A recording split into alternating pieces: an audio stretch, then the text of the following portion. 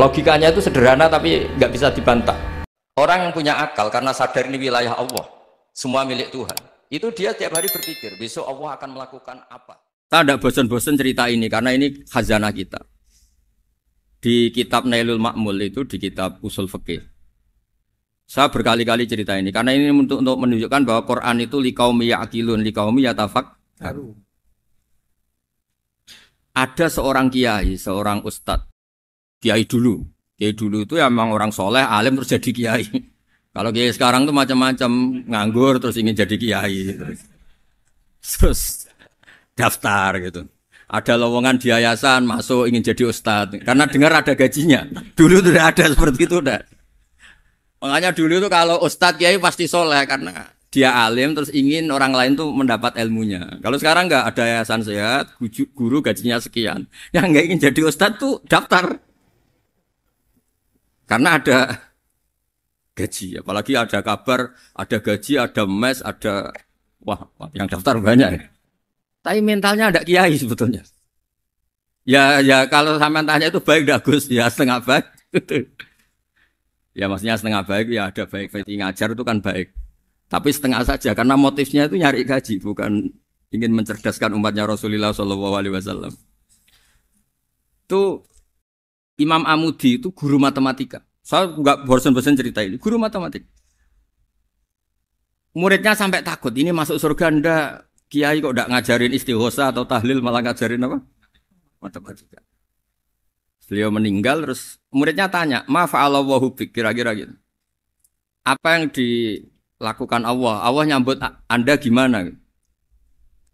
Terus kata Imam Amudi, bagus saya disuruh ngajar malaikat. Karena malaikat kan ndak pernah kayak anak beki gini ngaji gini. Malaikat itu tidak pernah ngaji, dia iman saja karena tahu surga, tahu neraka terus iman gitu aja.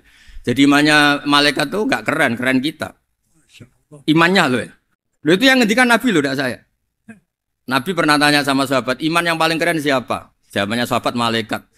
Ya enggak karuan malaikat iman. Dia yang tahu surga neraka, tahu segalanya masa ada imannya pasti iman lah katanya. Terus ya para sahabat engkau iman ya wajar kan menangi saya, nemuin saya. Yang hebat itu orang-orang yang tidak melihat saya, tidak saya didik tapi tetap iman. Karena dididik akal, ya tadi dididik Quran, apa dididik Quran. Sama siapa? Teks bahasa Arabnya masang.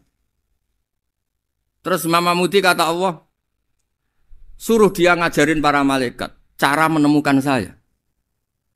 Malaikat dikumpulin terus Imam Amudi disuruh ngajar. Sama singkat kata-katanya Allah di mimpi itu. Istadilla ala wahdaniyati. Di hadrati malaikati, tolong ajarkan cara menemukan saya padahal Anda ini manusia yang tidak melihat saya. Anda di Jakarta kan lihatnya gedung-gedung. Paling jadi khayal, terus nikmat lah, Anda ikut punya tapi ikut nikmati. Itu orang desa-desa kalau ke Jakarta itu pokrol. Wah di Jakarta itu gedungnya tinggi-tinggi, tidak kayak kampung sini. Lu udah ikut punya, ikut bangga. Di Jakarta orangnya cantik-cantik, tidak kayak orang sini. Padahal dia ya tidak dapat orang cantik gitu. Jadi Allah itu saking pinternya, miskin-miskin ya bisa berkhayal dan bahagia. Nah, itu alhamdulillah betul. Akhirnya itu apa ini anak-anak begini saya tak niati ngajar standar anak-anak akademik. Terus pertama yang diajarkan hanya bilang gini, sama siapa teknya? Ya malaikat wahi para malaikat. Terus beliau bilang, nisbatus naini wassalasah ila malanihayatalahu nisbatul far'i ilal asli. Angka itu jumlahnya berapapun, 2, 3 sampai triliunan. Semuanya itu nisbatul far'i ilal asli. Binisbat ilal wahid, nisbatul far'i ilal asli. Angka 2 ya cabangnya 1, 3 ya cabangnya 1, 1 triliun ya cabangnya 1. Tetap yang asal usul adalah angka 1. Itu nangis semua malaikat. Cara Jawa itu mandekman kue iman kaya imanku. Makanya imannya umat Rasulullah SAW itu PD-nya, yakinnya kayak imannya malaikat. Kalau Tuhan itu 1. Karena angka agak bisa dimulai kecuali dengan angka 1. Makanya nisbatus naini wassalasah ila ma nihayatalahu iku nisbatul far'i ilal asli. Semuanya itu nisbatnya cabang ke induk. Berarti semua alam raya ini tetap asal usulnya 1. Yaitu qul huwallahu ahad. Nah, itu namanya akal. Umatnya Rasulullah itu ditinggali mukjizat akal. lewat panduan Quran sehingga meskipun kita tidak menangi Rasulullah, tidak menangi sahabat, kita tidak tahu malaikat Jibril, tapi cara iman kita ini tidak kalah keren. Yakin, hakul, yakin. Terus kedua, gambar. Kamu gambar rumah, gambar hewan, gambar apa saja, mesti dimulai satu titik. Entah gambar kamu bagus, entah jelek, tetap dimulai satu titik. Nah, titik ini namanya nuqtatul wujud. Semua alam raya dimulai dari satu titik, yaitu nuqtatil wujud. Makanya Quran dimulai bismillah, dan bismillah itu dipilih sama Allah pakai pertama ba itu ada titik. Itu kata semua ulama. Itu titik itu singkatan dari bi kana makana wa bi yakunu mayakun. Karena saya semuanya ada. Bi itu karena saya. Jadi makanya santri-santri beki tidak usah bayangkan kamu jadi wali terus bisa terbang ke Mekah, tidak usah. Kalau terbang ke Mekah ya sudah umroh aja bayar. Kalau enggak ya maklaran KBH atau apa. Pokoknya cari gratis. Ya gratis kan ya. Dapat orang 10 gratis. Satu. Terus orang enggak umroh-umroh dirayu-rayu supaya umroh. Repot. Itu pelanggaran fikih itu. Kalau orang punya utang itu wajibnya nyaur utang dulu gitu. Wah, repot. Saya itu juga sering bingung di kampung-kampung. Gus sama umroh. Kenapa? Dapat gratisan. Minta uang saja buat nyaur utang. Enggak boleh. Wah, secara fikih yang wajib itu nyaur utang bukan umroh. Enggak boleh Gus diminta uang, enggak boleh, harus umroh. Udah gitu saya ini bingung Gus mau umroh. Enggak nikmati. Kenapa? Disuruh ngajar Gus. Repot semua kalau ibadah mergawe ya jadi bingung semua. Ya saya mohon anak-anak BK semuanya yang seneng Quran itu harus seneng sampai kayak saya sehingga tahu mencari Tuhan dengan cara tauhid yang berbasis akal. Itu sedzahir imannya malaikat. Jika di kelasmen iman itu manusia ulul ilmi, kita-kita yang nekuni ilmu itu nomor 1 prakteknya. Karena nomor 1 itu Allah karuan kan syahidah wa, Allah kan enggak tertandingi syahidah wa annahu la ilaha illa huwa, terus wal malaikatu. Malaikat kan karuan karena langsung menyaksikan surga, dan ketiga apa? Wa ulul ilm. Berarti prakteknya kan nomor 1. Kalau kompetitornya semuanya manusia, ulul ilmi nomor berapa? 1 kan? Nah nomor 3 kan dari Allah, malaikat, ulul ilm. Berarti kalau kompetisinya antar manusia nomor berapa? 1 kan? Nah kenapa ulul ilmi di nomor 3 kan tapi dari Allah, malaikat, ulul. Kerennya kayak apa? Karena cara iman ulul ilmi itu enggak ada ragunya sama sekali. Kamu ragu enggak kalau 2 itu cabang dari 1, asalnya 1? Enggak pernah ragu kan? Semua gambar seruat apapun dimulai dari 1 titik. Ragu enggak? Enggak kan? Nah imannya umatnya Nabi karena dipandu oleh Quran itu seyakin itu. Sehakul yakin itu. Nah itu terus Jubair bin Mut'im jadi iman. Am khuliqu min ghairi syai'in am humul khaliq. Terus kata Allah lagi, kalau kamu tidak percaya saya yang bikin langit bumi ya gampang dong. Kamu saja yang ngomong kalau kamu yang bikin. Paling orang sepakat kamu stres. Terus hanya ayat gitu, am khalaqus samawati wal ard. Kalau kamu tidak yakin Allah yang bikin ya silakan Anda klaim saja kalau kamu yang bikin langit bumi. Bala yuqinun. Kamu juga gak mau kan dibilang stres. Ya, ini ngaji ilmu dulu, nanti bagian terakhir ijazah. Bismillahirrahmanirrahim. Ini riwayatul Bukhari. Haddatsana Abdullah bin Yusuf, haddatsana Les, haddatsana Sa'id al-Maqburi an Nabi Hurairah radhiyallahu anhu qala an-nabiy sallallahu alaihi wasallam. Ma minal anbiya'i nabiyyun illa qad u'tiya minal ayat ma mithluhu amana alaihi al-bashar. Wa innama kana alladhi utituhu wahyan awhahu wa ilayya fa arju an akuna aktsarahum tabi'an yaumal qiyamah.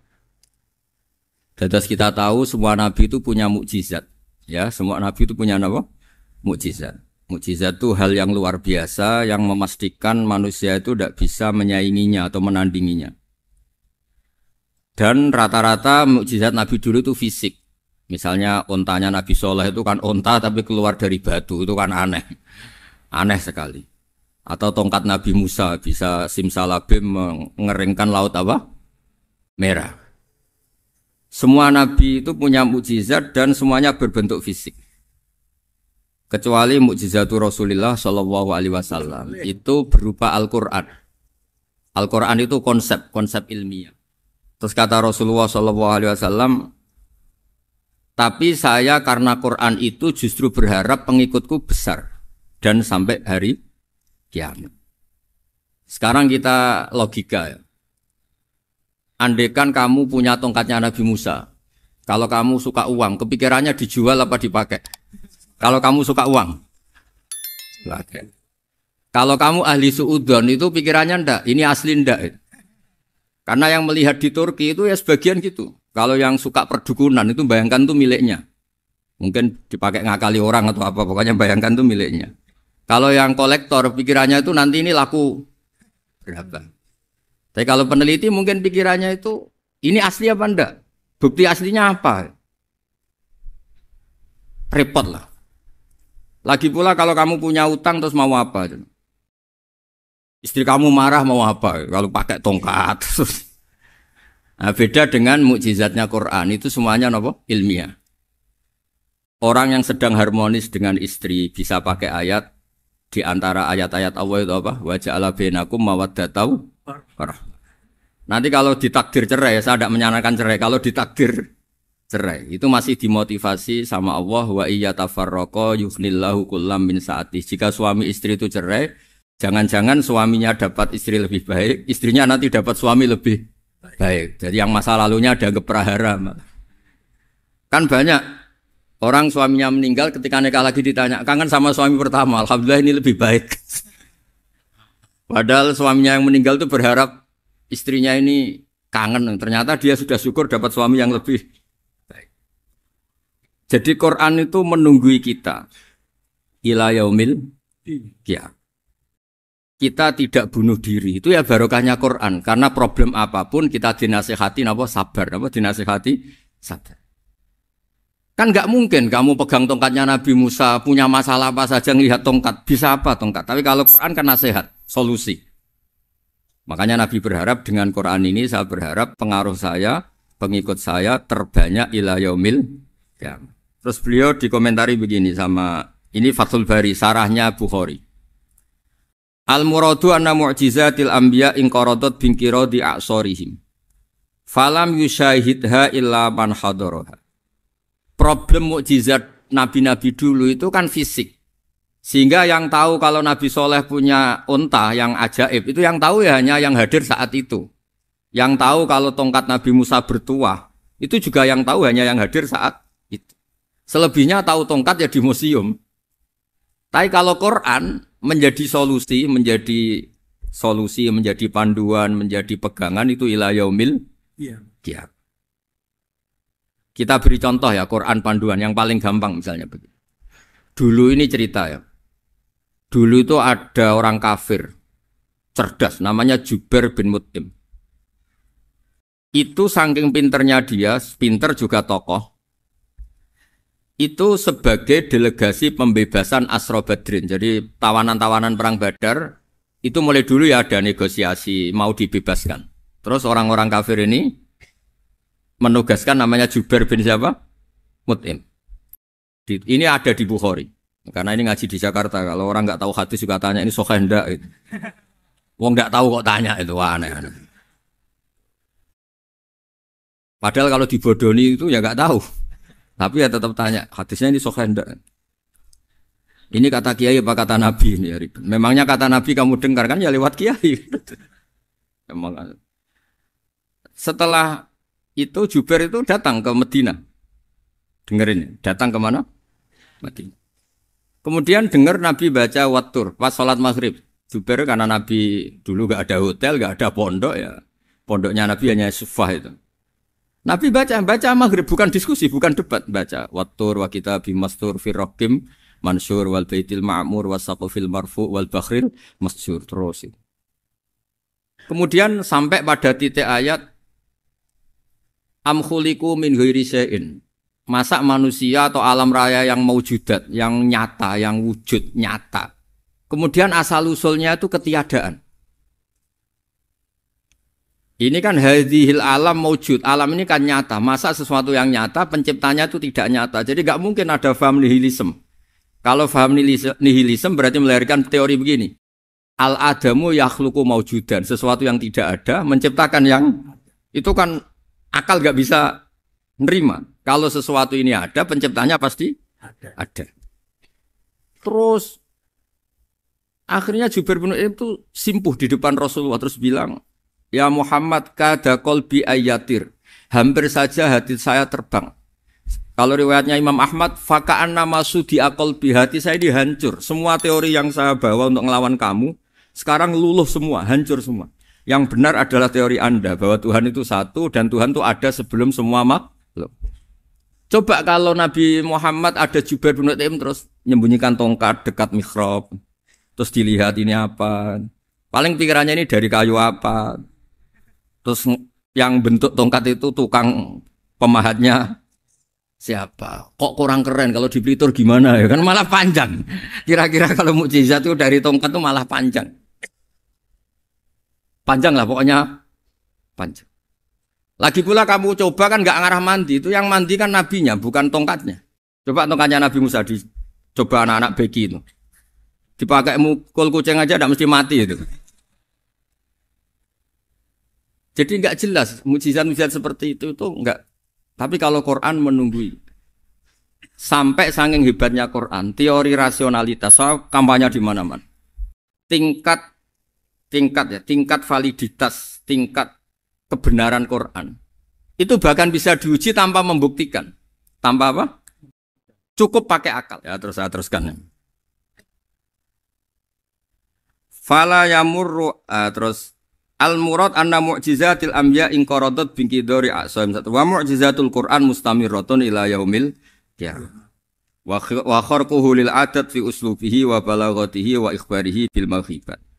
Terus kata ini yang ngarang Fathul Bari sarahnya Imam Bukhari. Fala yamurru asrun minal a'sar illa wa yadharu fihi shay'un mimma akhbaru bi annahu sayakun yadullu ala sihhati da'wahu. Wa hadza aqwal muhtamilat. Wa takmiluhu fil ladzi ba'da wa qilani ya anal al makna anal mukjizat al madiyah kanat khissiyatan tusyahadu bil absar kana qati soleh wa asa Musa. Mukjizatnya nabi-nabi dulu itu hanya penyembuh, hanya pelengkap, hanya nuruti keinginan mata. Seperti dahsyatnya apa?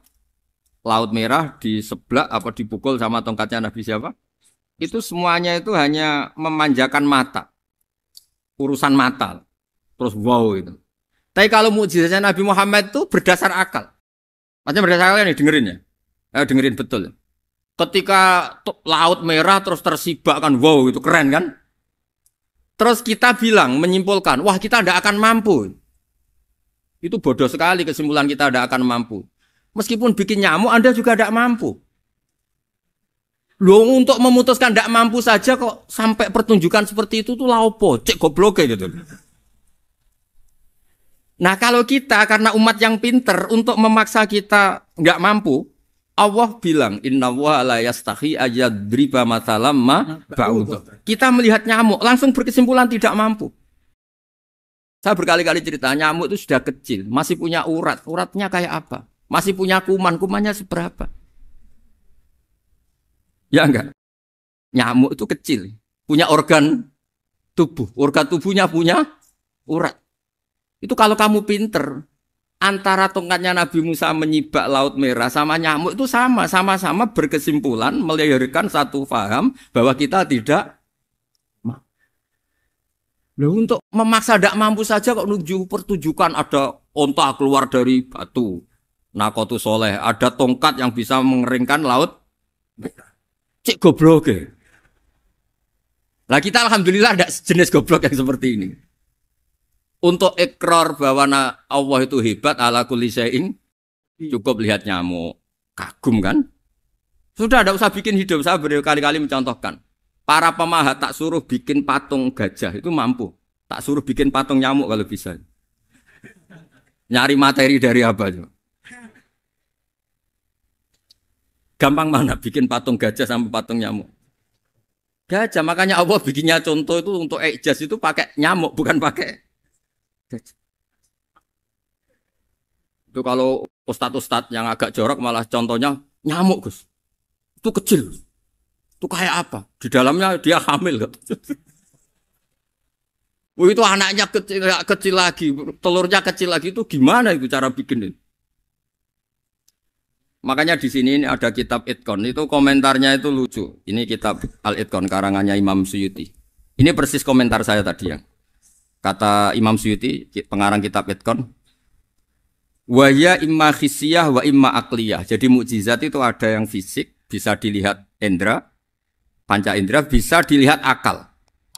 Wa aktsaru mu'jizati Bani Israil kanat khissiyah li baladatihim. Bilada itu goblok. Wakil lati basoirihim. Dasar wong goblok. Mukjizat kok ngenteni sing wow. Maksudnya dasar untuk ngakui Allah hebat saja kok nunggu halal yang seperti itu. Paham? Mergo likil lati napa aklihim. Wa aksaru mu'jizati hadil ummah akliyatun li farati dzakaihim wa kamali afwahihim. Dan mukjizatnya umat ini semuanya berdasar akal karena sudah cerdas. Jadi andekan kita melihat tongkatnya Nabi Musa menyibak Laut Merah dengan melihat nyamuk, kesimpulan kita sama. Sama-sama wow, sama-sama keren, sama-sama memastikan kita tidak mampu. Makanya terus Quran menerangkan ya wa ma min dabatin fil ardi wala ta'iri yatiru bi janahihi illa umamun amsalukum. Jadi keseharian kita lihat burung kok terbang. Itu sudah ayatun min ayatillah. Paham nggih? Dados niki kudu bangga ditunggoni napa Quran, nggih ditunggoni napa Quran. Wa mu'jizatul Quran tusyahadu bil basirah fayakunu mayatabi'u li ajlihi aksar. Terus li annal ladzi yusyahadu bi ainir ra'si yang qaridu bingkiradi musyahidi. Sesuatu yang tampilan dahsyatnya itu disaksikan mata, maka itu bisa habis. Era tongkat Nabi Musa seperti itu habis enggak? Bisa mengeringkan Laut Merah, habis kan? Tapi era mukjizatnya Quran ila yaumil qiyamah. Ya contoh sosial, saya kembali lagi ke sosial. Kamu punya teman awet atau punya istri awet, itu konsepnya ya wal kadhiminal ghaidh, agak gampang tersinggung. Coba kalau kamu setiap tersinggung putus, setiap tersinggung habis, kamu tidak punya teman, tidak punya istri. Sampai kita awet seperti ini, kalau kecewa ya wal kadhiminal ghaidh, ngempet. Termasuk saya ini, biasanya ngaji khusus terus baca gini ya kecewa. Tapi barokahnya diwarai Quran wal kadhiminal ghaidh, ngempet Gus, ngempet. Terus kecewa sama teman, kenapa tidak putus? Karena wal afina Aninna sudah, kalau kecewa maafkan. Coba kalau kita kecewa presiden demo, kecewa menteri demo, kecewa orang tua minggat. Ya kalau dicari, kalau tidak kan malu. Saya itu punya teman tak tanya, kecewa Gus sama bapak itu. Kenapa tidak minggat? Malu. Kenapa malu? Takut gak dicari. Itu orang tuh paling malu itu kalau keluar dari rumah nggak di. Saya punya teman lagi, saya ini takut mati Gus. Kenapa? Takut istri saya tidak nangis Gus. Itu kematian terburuk itu kalau mati tahu istrinya ada nangis, itu malu betul itu. Makanya jangan mati, pokoknya pastikan orang sekeliling ada nangis itu baru berani mati, kalau enggak jangan. Ya jadi mukjizatnya Nabi itu luar biasa. Nah ini terus saya teruskan ya, makanya mukjizat terbesarnya Nabi adalah Al-Quran. Karena Al-Quran itu cerita tentang hukum-hukum akal, cerita tentang logika-logika peradaban. Misalnya logika peradaban, contoh paling gampang. Di Quran itu ada sekian ayat yang Allah cerita peradaban. Misalnya wa ahsinu innallaha yuhibbul muhsinin. Itu dikutip, terus kemudian disimpulkan dalam peradaban. Kata Sayyidina Ali karramallahu wajhah ngendikannya gampang. Ahsin man syi'ta takun amirah. Kamu berbuat baik saja sama seseorang, maka otomatis kamu akan jadi pemimpinnya. Ada orang nggak tamat SD, nggak tamat papa, gobloknya minta ampun. Tapi karena gaji seorang pakar, kamu tak gaji 1 bulan 1 miliar, perusahaan saya jadikan besar. Itu dikongkan ngalor ngidul ya nurut. Hanya karena dia ihsan. Terus wastaghni amman syi'ta takun nadhira. Saya ulang lagi. Wastaghni amman syi'ta takun nadhira. Dan kamu jangan butuh orang lain, siapapun dia, maka kamu akan setara. Misalnya ada menteri orang antri mau salim, tapi kamu tidak butuh, kan tenang saja. Tapi kalau kamu butuh, habis kamu. Ya kan? Kamu tidak butuh seseorang, maka kamu posisinya akan setara. Kamu harus sopan karena punya utang jasa. Kalau nggak punya apa-apa kan setara. Ya enggak? Misalnya kamu jajar rektor atau jajar menteri, jajar apa saja. Kalau kamu tidak punya utang kan, kamu jajar menteri tidak punya utang. Sama jajar satpam tapi punya utang, takut mana?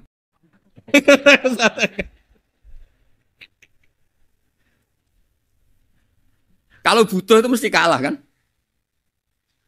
Ada pejabat misalnya nggak begitu cantik sama perempuan cantik yang kamu butuh ingin dicintai, takut mak. Padahal nggak jelas orang ini pangkatnya apa. Jadi dalam hukum sosial itu kata Sidina Ali, wastahni aman syi'ta takun nadhira. Kamu jangan butuh seseorang maka kamu akan setara. Terus yang terakhir, wahtas ilaman syi'ta takun asiro. Asiro pakai sin. Dan silahkan butuh seseorang maka kamu akan jadi budak dia. Ya coba misalnya Anda seorang profesor, seorang alim, seorang getop. Misalnya mencintai janda di ujung kampung sana, jalan kaki 2 kilo. Padahal itu gak tamat SD. Tapi gara-gara seneng, kacau kan? Logika kepangkatan hilang semua kan? Jadi itu hukum peradaban. Itu mewakili isi-isi sosial yang diterangkan Quran. Ya, jadi paketnya 3 tadi ya. Ahsin man syi'ta takun amiro. Kamu berbuat baik sama seseorang, maka kamu bisa memimpin. Wastahni amman syi'ta takun nadhira. Kamu jangan butuh seseorang, maka kamu akan setara. Bok kamu ketemu orang terkaya di dunia. Yo ketemu orang terkaya di dunia, kamu jejer, kamu tidak butuh dia. Tenang kan bisa setara kan? Tapi kalau butuh, harus sopan, ngajukan proposal, harus berakhlak karimah. Makanya sekarang, Anda kok berakhlak kenapa? Ternyata mau nyalek. Biasanya Anda berakhlak kok berakhlak. Ada apa ini? Makanya guyonan di Rembang itu Beb Husain itu. Kalau ada orang mendadak sopan sama temannya, temannya curiga, kok tumben sopan, mau utang ya? Zaman akhir itu kacau.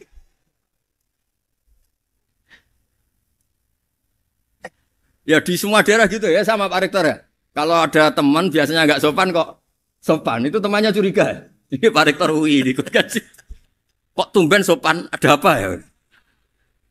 Karena di mana-mana orang butuh itu pasti beretika. Kamu punya teman paling berdua, kalau mau utang berakhlak gak? Atau misalnya kamu punya adik cantik terus punya teman berdua, kalau cinta adik kamu berakhlak gak? Biasanya nggak sama sekali nggak berakhlak. Gara-gara butuh menjadi berakhlak. Ya jadi hukum sosial itu ya kuncinya 3 tadi. Ahsin man syi'ta takun amira. Wastahni amman syi'ta takun nadhira. Terus wahtas ila man syi'ta takun asira. Kalau kamu butuh seseorang pasti kamu dibikin hina. Asir itu tawanan. Nah, Quran itu bicara sosial itu lengkap. Dan itu yang nunggui kita. Kita punya tetangga yang kurang baik, ya seneng. Punya tetangga baik, ya seneng. Kata Imam Syafi'i, saya berkali-kali cerita. Kok seneng semua Imam Syafi'i? Ya bagus lah. Kalau yang seneng saya enak lah. Dijak jagongan, dijak ngopi enak. Yang nggak seneng saya, gak ngarah utang. Uang itu nak, kamu punya tetangga gak seneng kamu. Aman kan? Aman. Gak akan pinjem uang kan, pinjem mobil. Uang gak seneng kok. Makanya Imam Syafi'i itu kalau ngedikan luar Syafi'i, diceritain orang. Ya Aba Abdillah bagiannya. Ya Aba Abdillah orang itu gak seneng kau. Bagus lah. Loh kenapa bagus? Waman asa'a ilaika faqad atlaqaka. Orang yang enggak seneng kamu maka membebaskan kamu. Enggak akan pinjam uang, pinjam mobil, enggak akan ganggu waktu kamu kan enggak seneng. Justru yang seneng-senengi masalah pinjam terus. Imam Syafi'i itu orang yang anggap dunia itu selesai. Ada yang cerita, ya Aba Abdillah, orang yang tadi cium tangan engkau, yang hormat engkau di luar maki-maki engkau, ngerasain engkau, ngata-ngatain engkau. Ya bagus lah. Kok bagus gimana? Berarti saya wibawa, depan saya tidak berani. Berarti saya wibawa, di depan saya tidak berani. Berarti itu makomnya sudah kulillah, sumadarhum fi khawdihim, yal'abun, sudah dunia itu selesai, sudah agak penting semua. Nah itu kalau kamu anak-anak beki ahli Quran, sudah ayatnya kulillah, sumadarhum fi khawdihim, yal'abun, sudah lihat Allah saja agak penting, makhluk-makhluk itu. Dah makhluk semua agak penting, sepenting Allah. Nah, kita ini ditunggoni mukjizat seperti itu. Bayangkan misalnya kita ditunggoni tongkatnya Nabi Musa. Saya ngajar di sini terus ini tongkat. Terus nanti yang tanya, Gus itu kayu apa, Gus? Nanti yang kolektor tanya itu harganya berapa, Gus? Ruwet apa? Terus yang ahli suudon itu asli enggak, Gus? Wah. Yang ahli suudon kan mesti tanyanya gitu, itu asli enggak, Gus? Repot pokoknya. Tapi kalau Quran kan jelas. Kenapa?